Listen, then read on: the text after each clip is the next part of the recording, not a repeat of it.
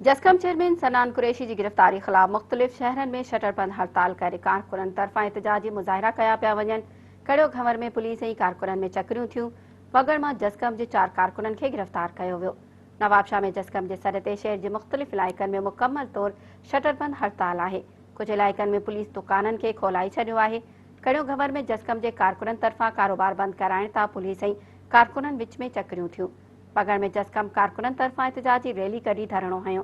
जंहिं दौरान पुलिस एहतजाज कंदड़ जसकम ज़िले अॻवान मुख्तियार अली पंवर जी.एम. वगड़ शबीर अहमद पंवर ऐं राजा पंवर खे गिरफ्तार करे वरितो। खंडकोट में शटरबंद हड़ताल कई वई आहे। अक्सर कारोबारी मर्कज़ मुकम्मल तौर बंद आहिनि, छॾे त जसकम कारकुनन पारां शहर जो गश्त करे नारेबाज़ी कई वई।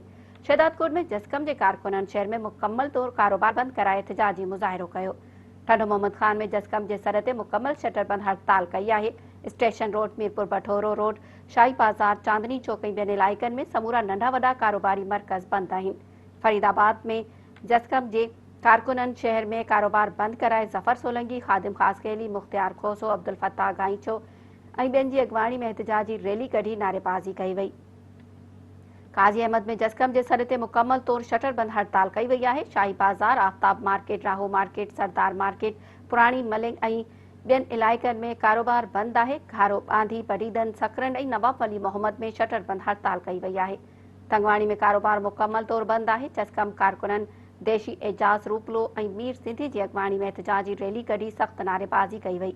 रैली में एसटीपी अॻवान शरबत नंदवाणी ऐं महताब मलिक समेत वॾे अंग में कारकुन शरीक आहिनि। कुंडरी में जसकम जे सॾ ते शटरबंद हड़ताल करे एहतजाजी रैली कढी वई। कारकुनन तरफ़ां शहर जे मुख्य अमरीकन चौक ते धरणो हणी नारेबाज़ी कई वई। ट्रिब मीहर शाह, मीरपुर ख़ास ऐं ॿियनि शहरनि में कारकुनन पारां एहतजाज कयो वियो। दौलतपुर सफ़न में जसकम कारकुनन कारोबार बंद कराए कामरेड नज़ीर अहमद डायरी, अयास लतीफ़ उनर, निसार अहमद उनर जी अॻवानी में एहतजाजी मुज़ाहिरो करे सख़्त नारेबाज़ी कई वई। उन मौक़े ते अॻवाननि जो चवणु आहे त पहिरियां टाउन आॾो धरणो पुरअमन हो। जसकम चेयरमैन सनान कुरैशी जी गिरफ़्तारी मज़म्मत जो उहो अमल आहे। फौरी जसकम चेयरमैन खे आज़ादु करे कारकुननि जी बेचैनी ख़तमु कई वञे।